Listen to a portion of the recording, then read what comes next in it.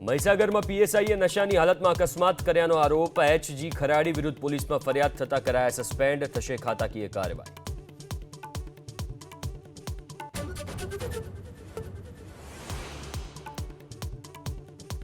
રાજકોટમાં અઠવાડિયામાં બીજો પાણી કાપ। જેટકો ફિલ્ટર પ્લાન્ટની પાઇપલાઇન જોડાણના કારણે શનિવારે વોર્ડ નંબર 8, 10, 11, 12 અને 13માં નહીં થાય પાણી વિતરણ।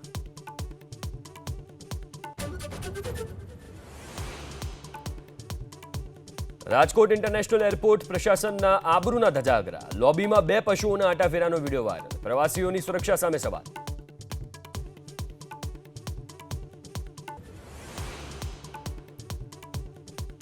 મહીસાગરમાં પીએસઆઈએ નશાની હાલતમાં અકસ્માત કર્યાનો આરોપ। એચજી ખરાડી વિરુદ્ધ પોલીસમાં ફરિયાદ થતા કરાયા સસ્પેન્ડ, થશે ખાતાકીય કાર્યવાહી।